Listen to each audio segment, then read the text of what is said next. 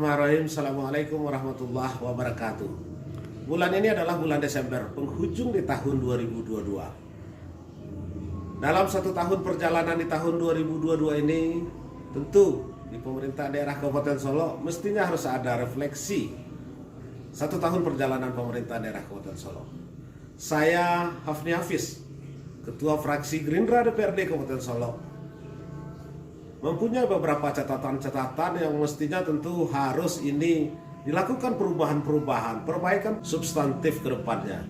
Saya coba mengurai, walaupun memang mungkin sedikit, tetapi ini menjadi masukan bagi pemerintah daerah. Tentu tidak pas pula rasanya ketika saya hanya melakukan autokritik tanpa ada memberikan apresiasi. Saya memulainya dengan catatan-catatan apresiasi terhadap pemerintahan daerah. Yang pertama soal komunikasi. Saya melihat komunikasi antara kepala daerah, antara pemerintah daerah dengan instansi vertikal, instansi yang lebih atas seperti kejaksaan, pihak dari KPK sendiri itu sudah mulai terlihat cukup bagus. Kemarin itu saya kebetulan adalah ketua Pansus Aset dan Bangunan milik pemerintah daerah. Bangunan DPRD yang sudah sekian lama terbengkalai, bangunan baru yang dibangun di tahun 2008 dimulainya, baru kemarin bisa dilakukan saling hibah antara pemerintah Kota Solo dengan pemerintah Kabupaten Solo, yang memang itu dilakukan MOU-nya di kantor KPK Jakarta. Saya kira ini sebuah langkah maju yang mesti kita apresiasi. Di luar itu ada juga bentuk-bentuk dan cara-cara pemerintah daerah menjemput kebutuhan masyarakat sampai ke level negari. Ini saya kira kita tidak perlu menafikan bahwa ini adalah bagian-bagian cara pemerintah daerah menjemput aspirasi di level nagari, sehingga memang apa yang menjadi kebutuhan dasar bagi nagari, apa yang menjadi kebutuhan dasar bagi masyarakat nagari itu bisa terakomodir di pemerintah daerah, setidaknya di APBD tahun-tahun berikutnya. Tentu ketika saya sudah memberikan semacam apresiasi, layak pula kiranya saya memberikan autokritik yang tentu ini akan menjadi perbaikan ke depannya. Persoalan pertama saya lihat di pemerintah daerah Kabupaten Solo adalah soal harmonisasi. Jujur harus kita akui hari ini bahwa harmonisasi antara kepala daerah dengan wakil kepala daerah sangat rendah sekali dan jauh dari ekspektasi masyarakat. Mestinya ketika wakil bupati ini bisa dimaksimalkan sebagai bentuk-bentuk pengawasan terhadap ASN, terhadap pegawai, terhadap SKPD dan segala macamnya.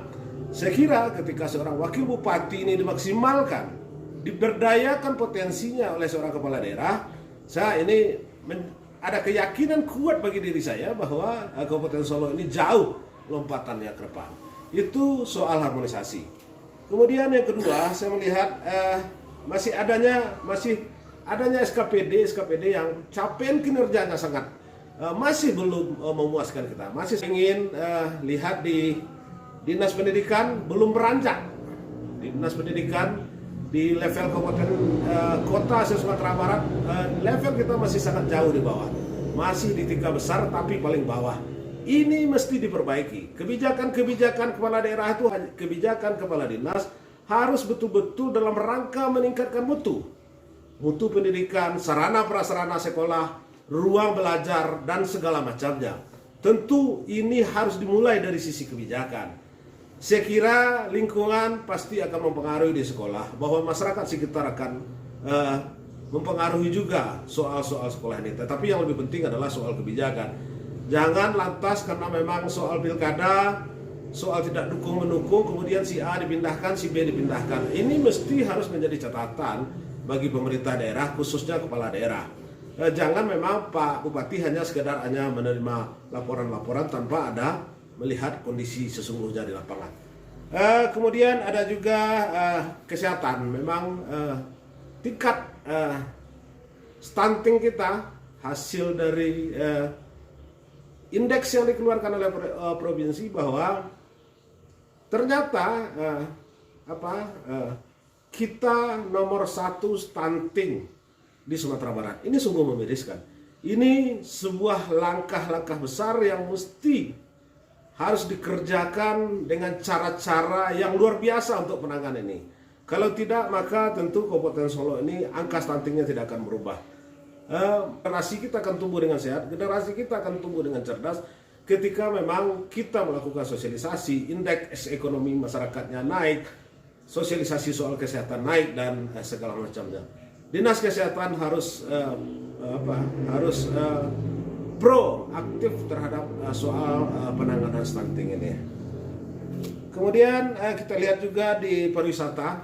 Saya kira pariwisata juga merupakan bagian yang tidak kalah penting di Kabupaten Solo. Kita selalu cerita soal keindahan Kabupaten Solo.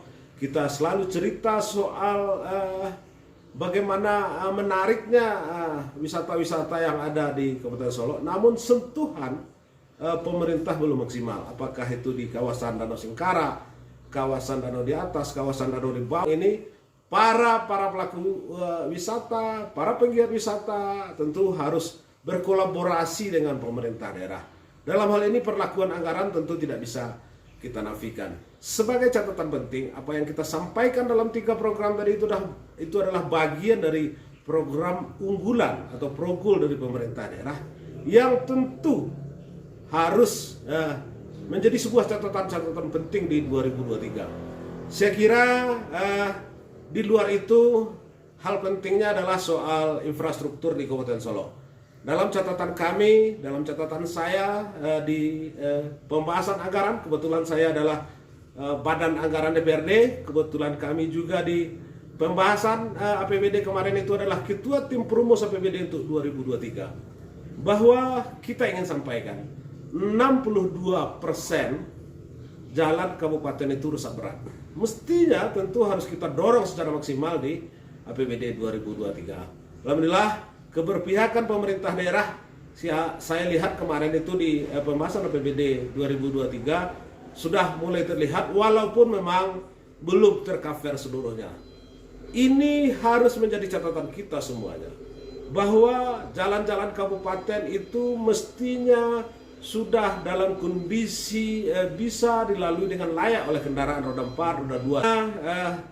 Semacam kegelisahan yang ditimbulkan oleh masyarakat, jalan yang putus, kemudian ada aksi-aksi dengan cara-cara yang unik. Mestinya ini secara psikologis harus kita pahami. Itulah bentuk-bentuk cara masyarakat. Tentu bagi pemerintah daerah, bagi DPRD, ini harus menjadi catatan penting untuk perbaikan di tahun 2023. Saya kira itu tentu harapan kita menyampaikan kritik ini, menyampaikan saran ini dalam kerangka di tahun berikutnya tentu Kabupaten Solo jauh lebih baik lagi. Jauh lebih baik lagi. Terakhir, kepada pemerintah daerah, saya kira ada sesuatu yang tertinggal selama ini. Melibatkan tokoh-tokoh mantan-mantan bupati. Saya cukup kaget kemarin waktu ulang tahun Kabupaten Solo yang kita laksanakan di Arosuka. Ternyata tidak satupun mantan kepala daerah, mantan bupati yang diundang di acara hari ulang tahun Kabupaten Solo. Mestinya ini tidak boleh terulang lagi. Di 2023 hari ulang tahun Kabupaten Solo, yuk mari kita berkolaborasi, mari kita bangun komunikasi, mari kita bersinergi, kita wujudkan Kabupaten Solo yang lebih baik. Banyak maaf, billahi taufiq wal hidayah. Assalamualaikum warahmatullahi wabarakatuh.